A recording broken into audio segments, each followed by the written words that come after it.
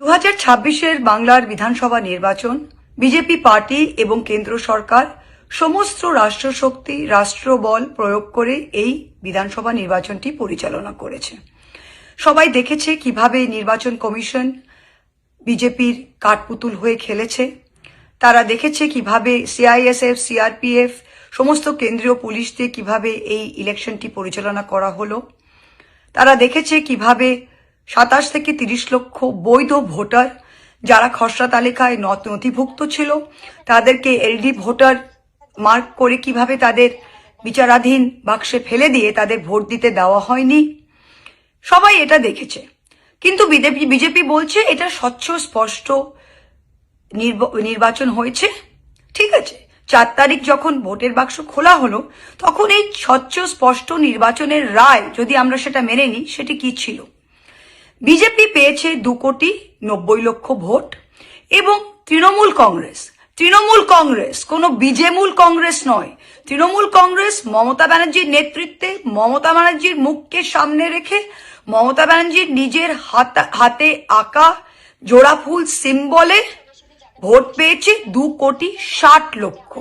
41% vote পেয়েছে তৃণমূল কংগ্রেস এবং বিজেপির সাথে ব্যবধান মোটে ছিল 30 লক্ষ।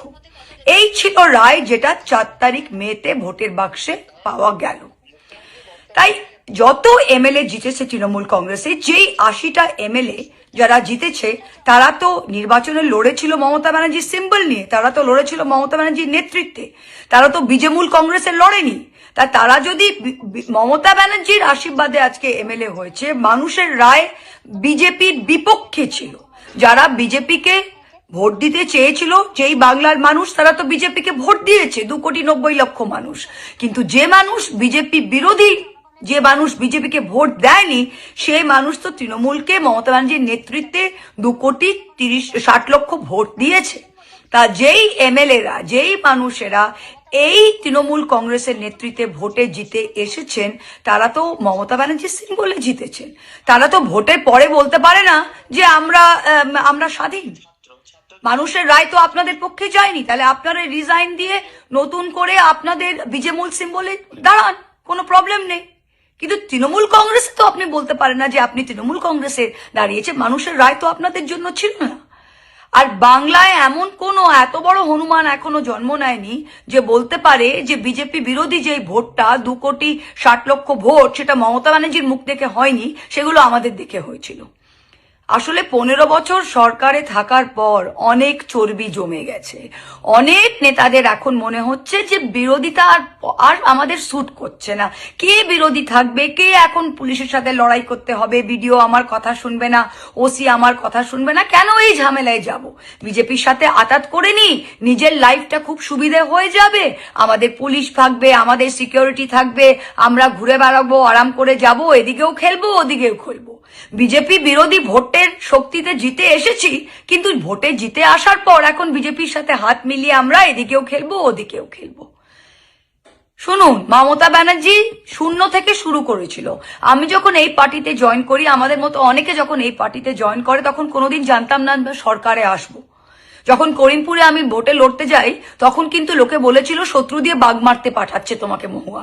আমি গিয়ে লড়েছিলাম। 2024-এ যখন আমাকে পার্লামেন্ট থেকে এক্সপেল করলো, তখন সারা দুনিয়া বলেছিল মহুয়া তুমি হারবে কৃষ্ণনগর থেকে, কিন্তু আমি জিতে এসেছিলাম। তাই লড়াইয়ের যদি মানসিকতা থাকে, বিজেপির বিরুদ্ধে যদি লড়াই করার জন্য ময়দানে নেমেছে, তাহলে ভয়ের কোনো জায়গা নেই।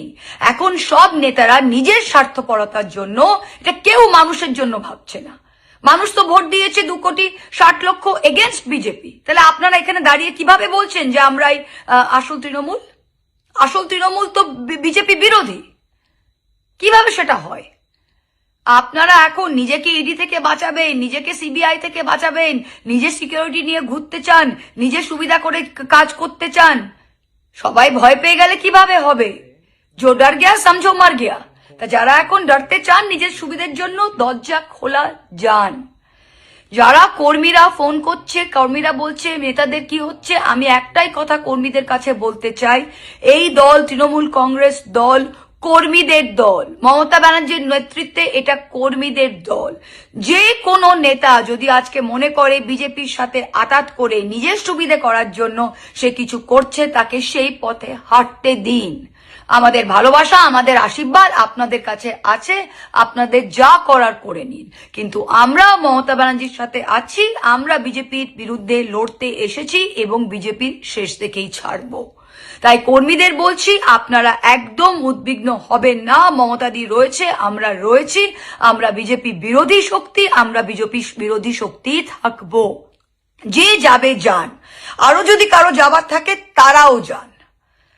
এটা গণতন্ত্র, দরজা খোলা আছে।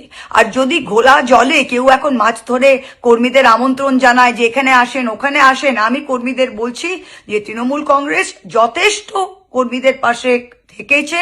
আমরা একসাথে লড়াইটা দিয়েছি, আমরা অনেক জয়লাভ করেছি এবং আগামী দিনেও আমরা ঠিক জায়গায় পৌঁছে যাব। আপনারা ঠিক থাকেন, আপনারা সাথে থাকেন। মমতা ব্যানার্জি, আমরা সবাই আছি। যে যাবার যাক, দলের শুদ্ধিকরণ হোক, পরিষ্কার বোঝা যাক কে কোন দিকে আছে, বিজেপি বিরোধী না বিজেমূল। এই বলে শেষ করছি। কর্মীদেরকে আমার অনেক মামাটি মানুষের সেলাম এবং নমস্কার। জয় হিন্দ, বন্দে মাতরম। Thank you.